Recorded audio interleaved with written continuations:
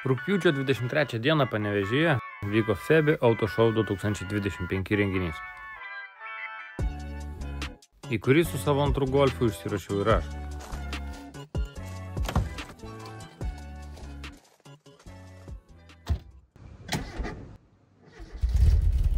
Išsirašiau anksti, taigi Panevėžį nusprendžiau pasiekti važiuodamas lėtesniais keliukais. Važiavimas mažesniu greičiu mažiau vargina. Kelionė ėjo sklandžiai, tačiau variklio temperatūra visą kelią laikėsi šiek tiek virš darbinės. Atvykęs į Panevėžį papildžiau aušinimo skysčio bakelį ir pamiršęs savo problemas įsiliejau į automobilių entuziastų minią. Dabar kviečiu trumpai pasigrožėti renginio akimirkomis, o po to bandysime grįžti namo. Lauko ekspozicijoje mačiau ne tik nuolatinius automobilių renginių dalyvius, bet ir kelis šviežiai surinktus projektus, ar šiaip man dar nematytus bildus. Kieme labiausiai patiko Giedriaus DTM stiliaus A4 ir gana šviežia Justino B2 Quattro. Visko net nespėjau apžiūrėti, neskubėjau patekti į vidų.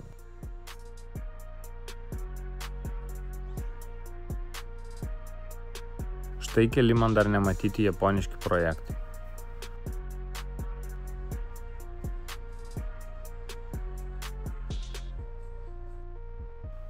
Sutinku senų pažįstamų, su Giedrium sumetam kažkokį maišasvedį.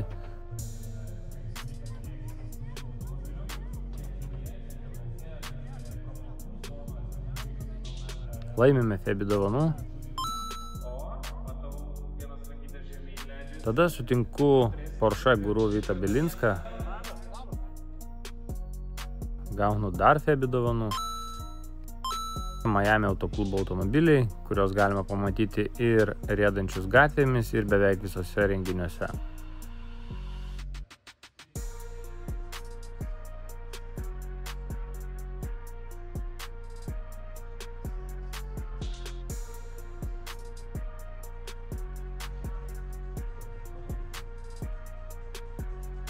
Štai vienas ryškus stilingas antrukas, kurio salone guli pakruojęs Žets žurnalas. Tiek iš renginio, o dabar bandysime pasiekti namus. Į Vilnių grįžtu greitkeliu. Temperatūra visą kelią laikosi virš 90. Na štai, turime naujų simptomų. Pečius nebešildo, pučia šlangas, bet iki diagnozės patvirtinimo trūksta dar vieno simptomo. Kitą rytą jau matome, kaip antifrizas aušinimo sistemą palieka per išmetimo vamzdį.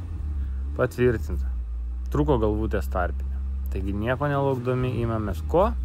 Nu tai labas rytas. Šeštadienis mes važiuojam pirkti peilio. Golfas sugedo, yra šiuo metu parduodamas aukcione. Bulka nėra labai patikima ir labai neekonomiška. Panaršiau po skelbimus, pasižiūrėjau savo biudžetą, radau vieną variantą Šiauliuose. Dabar yra 6:48 minutės. Esam Vilniaus rajone, lygiai po valandos. Traukinys pajuda iš Vilniaus geležinkelio stoties. Mes turim spėti į tą traukinį. Vakare nusipirkau bilietą, susikroviau šiek tiek daiktų. Jeigu tas automobilis bus geras, tai aš jį iš karto nupirksiu ir su juo grįšiu. O kaip mes važiuosim? Vilniaus miestą mes pasieksim automobiliu, o kadangi pačiam jau Vilniaus mieste ten visur brangus parkingas ir panašiai, nežinau, kur nemokamai galiu pasistatyti, tai pastatysiu Audi, išsitrauksiu iš bagažinės dviratį ir toliau važiuosiu dviračiu. Žodžiu, traukinių stotį pasieksim dviračiu.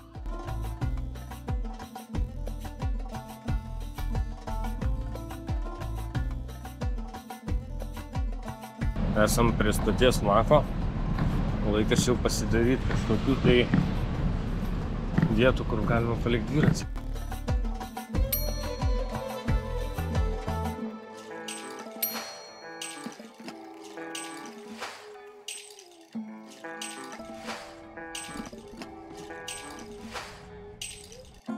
Ten dviratį prirakinsiu kažkur prie, nežinau, prie stulpo, prie tvoros, prie kažko. Ir sėsiu į traukinį ir važiuosiu į Šiaulius. Grįžęs iš Šiaulių ar iš kur ten paskui mane keliai nuves, žodžiu, grįžęs į Vilnių, bandysiu surasti tą dviratį ir tikiuosi, kad bent jau dviratis nedings.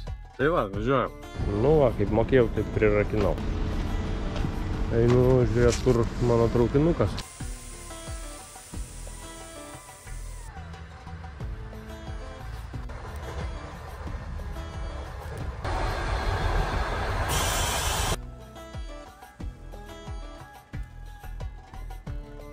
Pardavėjas patikino, kad yra tik kosmetiniai defektai ir automobilis yra puikios būklės, dėl to kaina visiškai nederinama, 3000 eurų.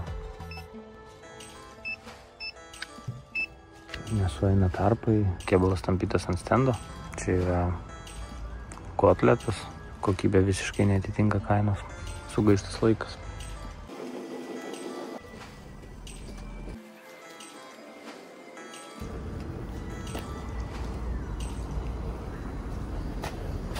Kaip mums sekėsi Šiauliuose su Polo. Pardavėjas buvo pasakęs adresą, tai tiesiog atėjau, susiradau automobilį, pasižiūrėjau kėbulą. Po minutės apžiūros supratau, kad veltui važiavau.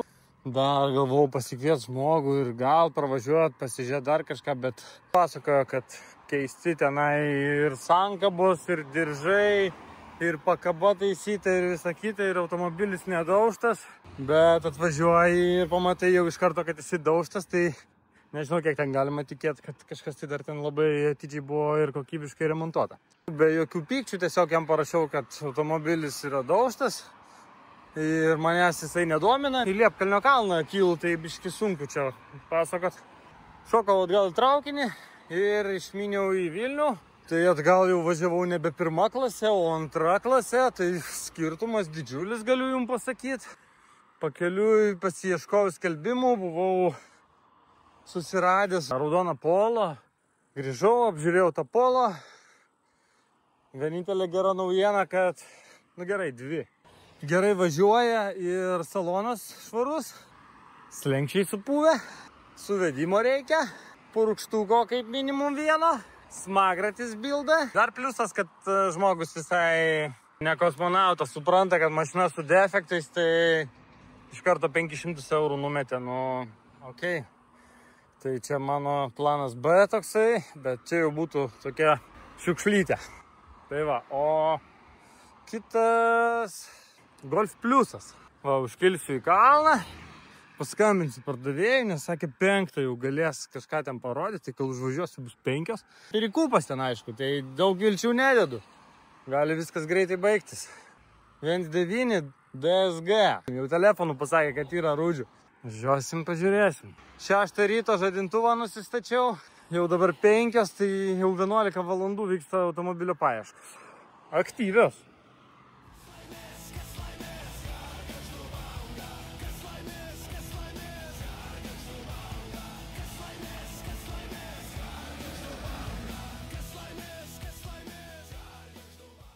Sveiki gyvi. Šiaulių planas žlugo. Žiūrim, ką aš nusipirkau.